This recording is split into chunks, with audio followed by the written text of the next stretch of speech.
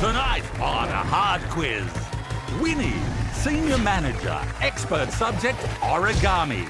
Tim, video journalist, expert subject, faulty towers. Diane, public servant, expert subject, Eleanor of Aquitaine. Adam, development officer, expert subject, the mountain pygmy possum. Here's your host, Tom Gleeson.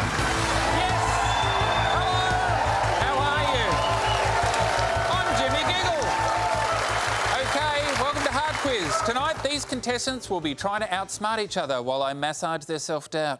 Last one standing will be tonight's Hard Quiz champion. Let's say hello. G'day, Adam. G'day, Thomas. Now, your expert subject is the mountain pygmy possum. Yes, it is.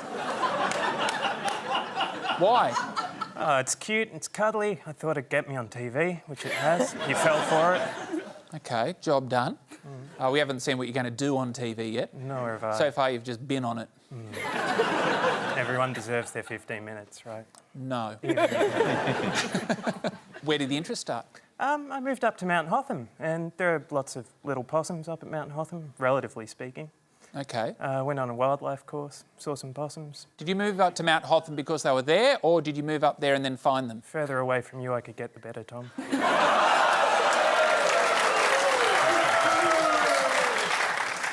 I'm not a fan of the alpine regions. Are you studying at the moment? I'm about to start studying again. OK, and what course are you going to do? Masters in law. So you're trying to get away from the pygmy possums? Well, who knows, I might be trying to protect them. Well, I'm worried about you because you can't study law in the alpine region. You're going to be coming back to me. Cloud-based learning, Tom. It's a wonder. All right, you shouldn't have spoken pot before this show, but anyway. Diane. Hello. Eleanor of Aquitaine is your subject? Yes, it is. That's not just someone you know, is it? Like, No. oh, I know Eleanor for Aquitaine Avenue. Like No. She was a French Duchess in the Middle Ages. So she's a woman from ages ago. Yes. Are you in a miniature club? I am. What does that mean? It's a group of people. We meet once a month and we make little things, like... But not average-sized people, though? Making small things? No, not small people making... Average-sized people making small things, yes. So you just make lots of tiny little things? Yes. Why? Because it's fun and challenging. And challenging? Yeah. So what kind of little things do you make in your weird garage? All sorts of things. I'm making a canal boat at the moment. OK. And a little cottage. And, yeah, furniture, whatever, knitting, embroidery. I'm just trying to let the weirdness dissipate throughout the show. Tim. Yes. You're a video journalist. Yes. Where do you do that? At Fairfax, at The Age. Oh, so do you make those little videos on the website that I always skip? Exactly, yeah. Thank you for your support. Yeah. Your expert subject is faulty towers. It is? How many times have you watched it? Oh, probably 3 or 4 dozen times all up, I suppose. It very famously didn't have many episodes, did it? That is correct. It was more of a quality over quantity type show. Definitely. A bit unlike your Fairfax videos. You've gone more for a quantity over quality thing over there, I find. A predictable line of attack, Tom. That implies that you've heard it many times before. Certainly have. Maybe you should take the feedback on. Now, Winnie. Yes, Tom. Your expert subject is origami. That is correct. What does that involve other than folding paper and shit? Well, you actually have to start with selecting the right paper. Oh, OK. What's a good paper to use? It depends on what you're folding. Tally hose. Do you ever find it hard to read a book because when you go to mark the page, you want to fold it more than once? You're like, oh, bloody hell, a swan again. Like, does that happen to you?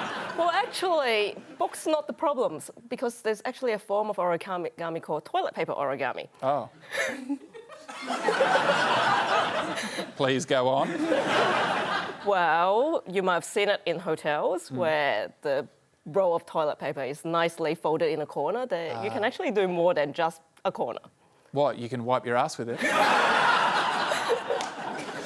Now, you work at a bank, is that right? I do. Is that because you like the paperwork? We're going for a paperless office these days. Okay, you going to win tonight or are you going to fold? All right, let's play. Hard! Expert round. Expert subject. Win or lose 5 points. Steal an answer, double points. I'll ask each of you 5 questions on your expert subject. Right, you get 5 points. Wrong, I will take 5 points from you. The rest of you can steal at any time to get double points. To play along at home, use the hashtag #HardQuiz. Let's start with Winnie and her expert subject, origami. Preeminent folder Akira Yoshizawa pioneered the modern diagram system for origami and a technique of dampening the paper best known as what folding? Winnie. Wet folding. Correct. After I wipe my ass, sometimes I've got to do a bit of wet folding.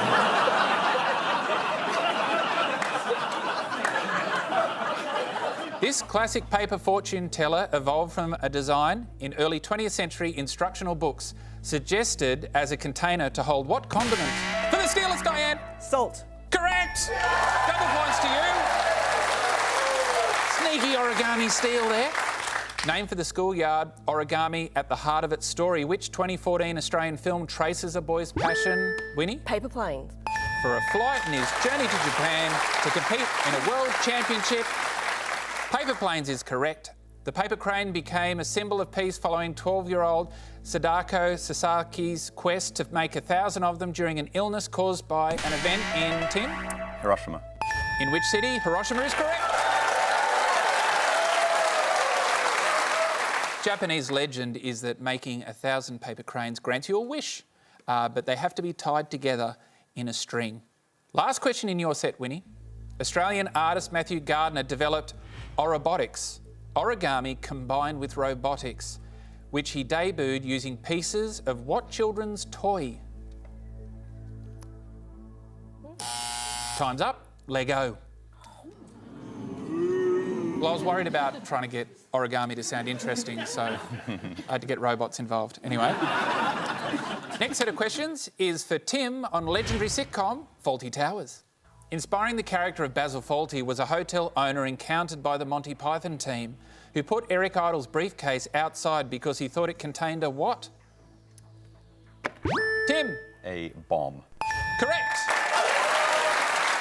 The team stayed at Glen Eagles Hotel while shooting Monty Python's Flying Circus, and the owner, Donald Sinclair, chastised Terry Gilliam for holding his silverware incorrectly. Cleese described him as the rudest man I've ever come across in my life. The wife, Beatrice, said John Cleese was an utter fool who had made millions out of our unhappiness.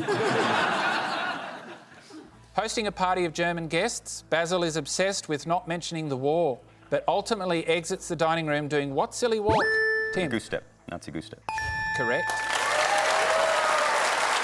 Cleese said everybody thinks it's a joke about Germans, but it's actually about British attitudes to the war and the fact that some people were still hanging on to that rubbish. Portrayed by the German-born Andrew Sachs, hotel waiter Manuel is from which Spanish city? Tim. Barcelona. Correct. Doubted yourself there for a second. When the show was dubbed into Spanish, Manuel was an Italian from Naples. So everyone knows someone else from somewhere that's stupid. In 1983, Fawlty Towers was remade for the US in a show called Amanda's, with the role of Basil played by which star of, Tim? B. Arthur. Of the Golden Girls. B. Arthur is correct.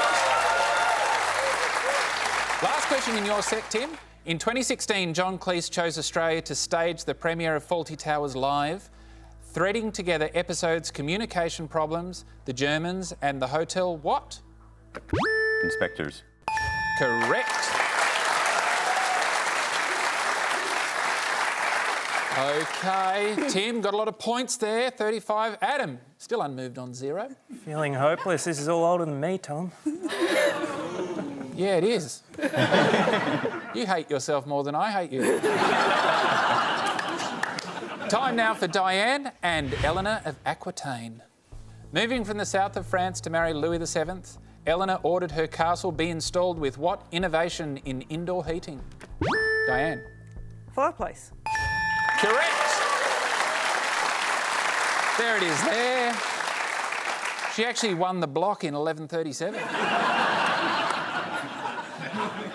Eleanor married Henry II of England after her marriage to the French king was annulled due to consanguinity, meaning what? Diane. They were fourth cousins. They were closely related. Correct. They shared ancestors and they were too closely related, but then she went on to marry someone who was even more closely related. Yep. Because Fourth cousins from two sides of the family. That's right. Approaching 80 years of age, Eleanor rode on horseback from France into Spain during winter, traversing which mountain range? Diane. The Pyrenees. Correct. She was going to collect her granddaughter Blanche of Castile to marry her off to the Dauphin of France. Passing away in 1204, Eleanor's tomb depicts her holding what? Diane. A book. Correct. More specifically, it was a Bible.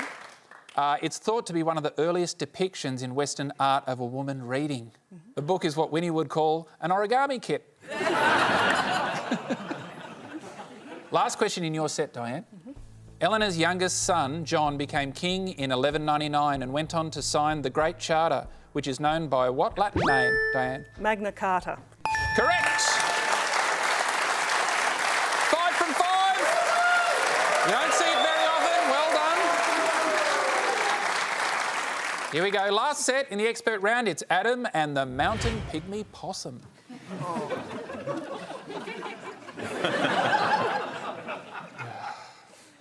Right, so here are some questions on your weird little thing. Discovered in 1896, the fossilised remains of the mountain pygmy possum were dated to the Pleistocene epoch, an era known colloquially as the what age? Adam. I could have told you Pleistocene, but I can't tell you what it's colloquially known as, Tom, so... You took the good bit. You could have not pressed the buzzer. It's still open. You can steal. Diane! Stone Age? Incorrect. Still open? Time's up. Ice Age. The discovery in 1966 that the animal still existed was reported on the front page of The Age with a headline based on what possum-related phrase? Diane for the steal. Playing possum? Let's have a look. Correct. Double points to you. Preparing for winter, the mountain pygmy possum stores food in caches before entering what state unique among Australian marsupials? Adam. Hibernatory state. Correct. They hibernate in crevices up to 4 metres under the snow. And they fatten up for sleepy time, but they also keep nuts and seeds handy for snacks.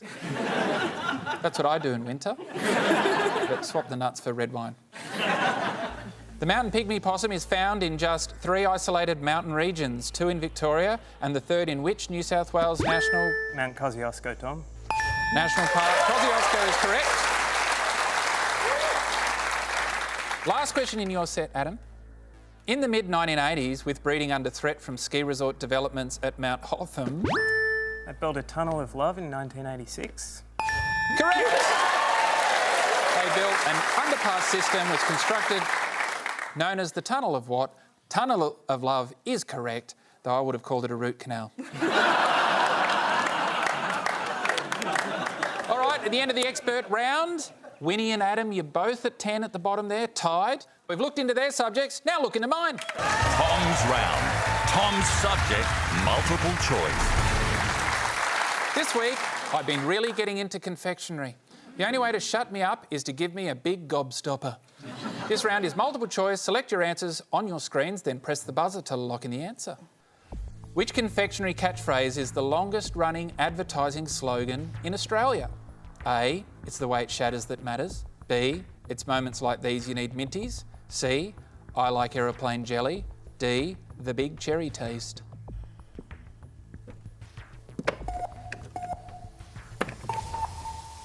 The answer is B, it's moments like these you need minties. We've been using that slogan since 1922. Adam, it's moments like these that you need minties.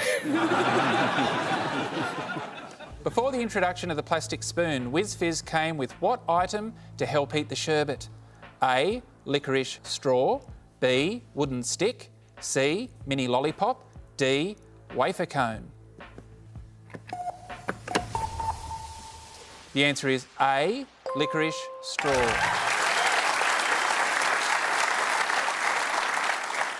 Turns out kids consuming a white powder through a straw wasn't such a great look. It's easy just to rack it up. Rub it into your gums, whatever. OK, which is the only discontinued confectionery not to have made a comeback? A. Green frogs. B. White Knight. C. Yowie. D. Jelly Tots.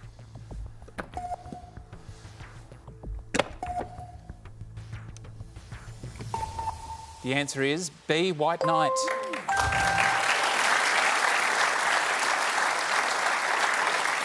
White Knights went away in 2016, actually, and nobody noticed. Well, they're always in that shit show bag with the leftovers. According to a 2009 study by Cardiff University researchers, eating confectionery every day in childhood increases what in adults?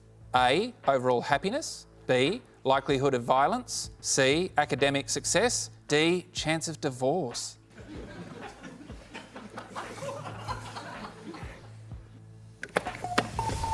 The answer is B. Likelihood of violence.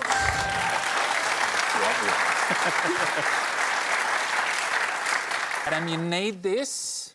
Double points for the last question in my round. If you get it right, when he gets it wrong, you'll scrape in. In Australia, which of these is not a colour of Smartie? A. Purple. B. Brown. C. Blue. D. White. E. Pink. F. Yellow.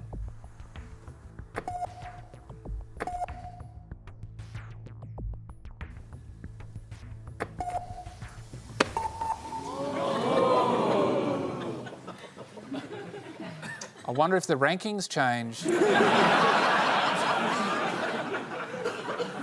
answer is D. White. You all got it correct, which means, Adam, you're still at the bottom. You know what that means. Get over here.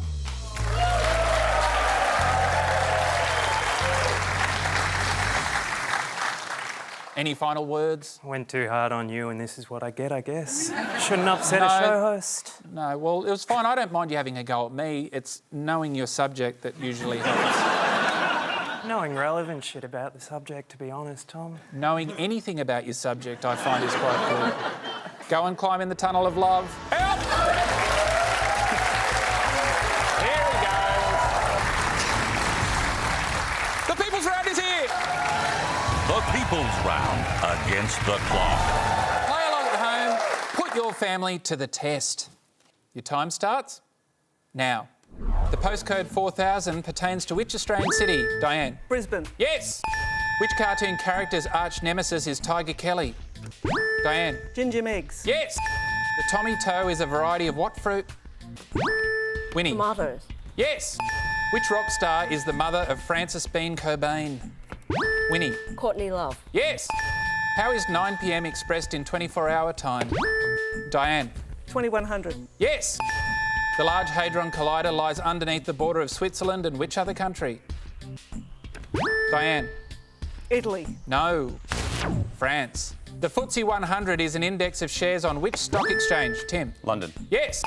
Known in other countries as a line or string trimmer, is the garden tool Australians call a whipper what? Snipper. Yes. Unfairly described as fat and flightless was what famously extinct Mauritian bird? Diane. Dodo. Yes. What direction do tropical cyclones spin in the northern hemisphere? Diane. Clockwise. No. Counterclockwise. In what sport do tracers free run through urban landscapes? Diane. Parkour. Yes. Harold Thomas designed which iconic Australian symbol? Time's up. The answer is the Aboriginal flag. All right, at the end of the People's Round, Winnie, you got a few right there, but it wasn't enough. Get over here.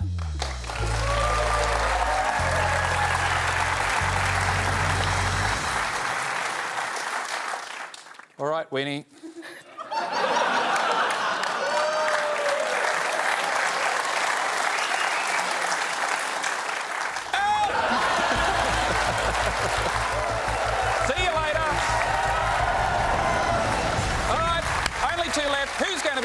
quiz champion. Tim and Diane, get over here because it's time to play hard quiz. Final round.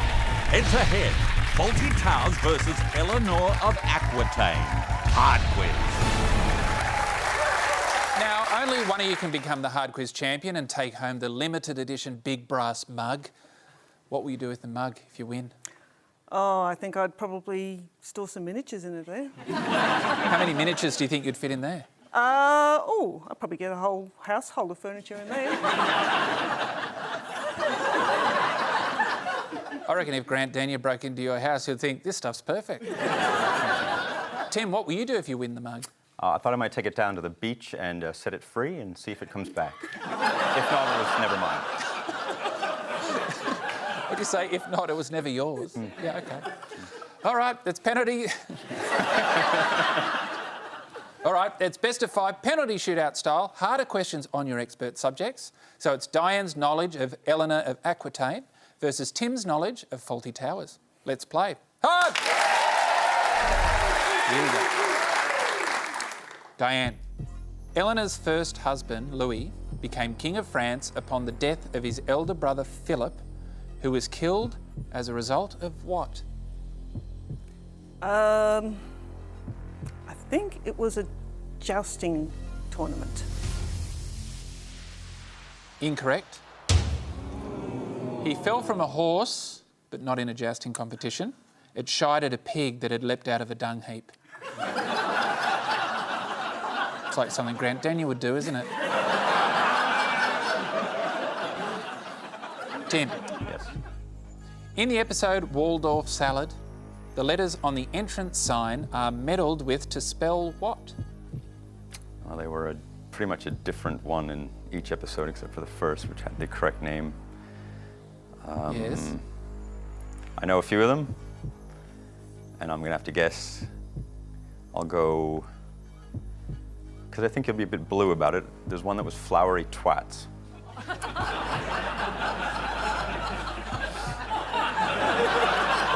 What are you saying about me? Not saying anything, Tom. OK, you're going with flowery twats? I am. Incorrect. It's flay otters. As it turns out, flowery twats, that particular episode received a higher classification than the other episodes because it was a bit lewd. And it was also the only genuine anagram. All the others are close to an anagram. Diane. Giving the English king a sizable dominion in mainland Europe, the marriage between Henry II and Eleanor of Aquitaine took place on which holy day?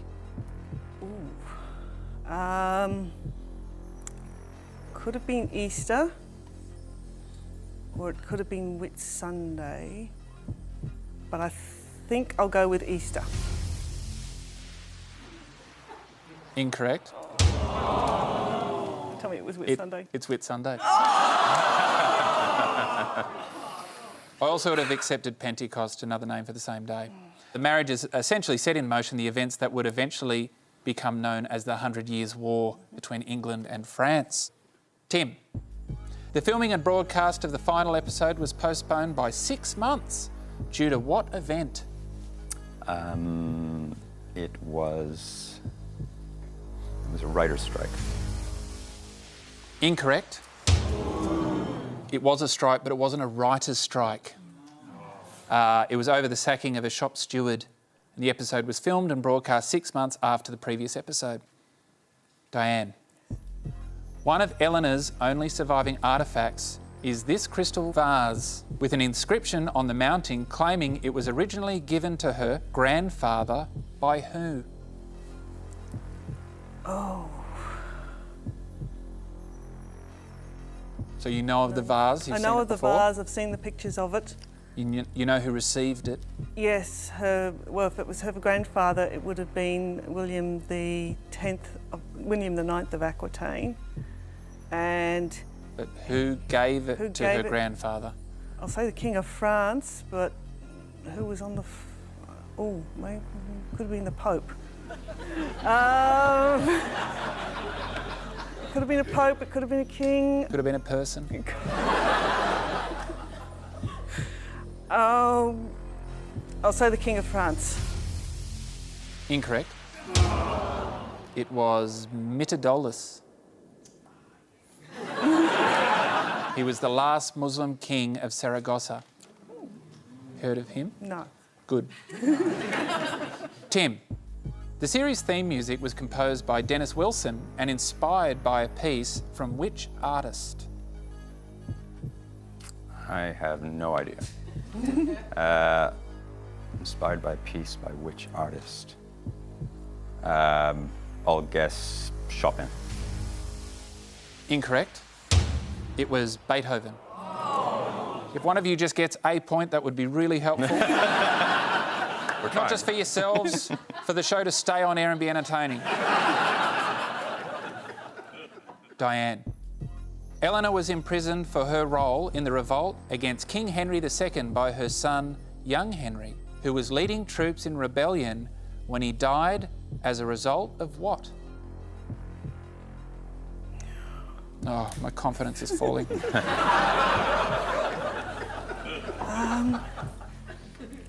He died in the battle. I guess, or maybe dysentery? Correct! Oh my God! Australia, we're back! We may be able to even do an episode next week now. Thank God for that. I thought we'd gone the way of Lateline. Here we go. 1-0. Tim. Regular character Major Gowan is based on John Cleese's prep school tutor of what subject? Well, I'm trying to think if there are any references in the character throughout the show, but I'm not getting any coming to mind. I'll go English. Incorrect. It was his Latin teacher, who obviously made quite an impression because in Life of Brian, remember he points out the Latin and how it's incorrect in the graffiti on the wall. If you get this correct, Diane, you'll become tonight's hard quiz champion. Okay. Eleanor's grandmother, Dangerosa, was abducted from her bedchamber by the Duke of Aquitaine and later given what nickname after the tower he built in which to keep her? See, I know Eleanor, I don't know her grandfather. I have no idea. I'll just say the White Tower. Incorrect. It's La Maubergeon.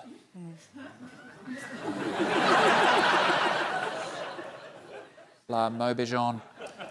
Tim, if you get this correct, we'll go to tie break. Please get it wrong. I want to go home. All right.